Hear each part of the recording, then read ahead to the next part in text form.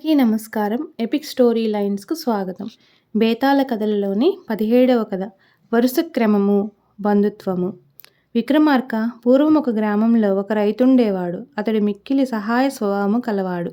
మంచివాడు. ఎవరికి ఏ ఆపద వచ్చినను అందరినీ ఆదుకునేవాడు. కొన్ని కుటుంబములు వారతని ఇంటి ముందు నివసించేవారు.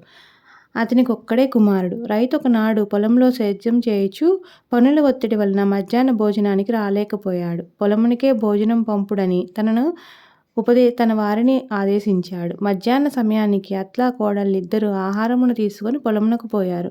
తండ్రి కొడుకులు పనియందు నిమగ్నులై వారి రాకను గమనించి కాళ్ళు కడుక్కొని వచ్చి కూర్చున్నారు. అత్లా కోడళ్ళిద్దరూ ఎవరు తండ్రికి వారాహారం పెట్టి వెనుదిరిగారు. ఓ విక్రమార్క మహారాజా, వీరిద్దరూ తండ్రి కొడుకులు, వారిద్దరూ అత్తాకోడళ్ళు. వీరి బంధుత్వం ఎట్టిదియో యోచించి చెప్పుము అని కోరాడు.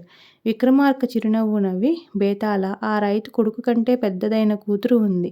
బావమరిదికే తన కూతురునిచ్చి పెండ్లి చేశాడు. ఆ కూతురునకు పుట్టిన కూతురు అనగా మనవరాలు తన కుమారునకు మేనకోడలు అవుతుంది. వారిద్దరికి వివాహం జరుగుటచే ఆ మేనత్త కోడండ్రు రైతు కుమార్తెయు రైతు ముది మనవరాళ్ళు ఇరువురును ఆహారమును గైకొని ఎవరి తండ్రికి వారు అన్నం పెట్టుటలో ఔచిత్యమేమున్నది? ఈ విధంగా చెప్పినంతలో బేతాళుడు అంతర్ధానం అయ్యాడు.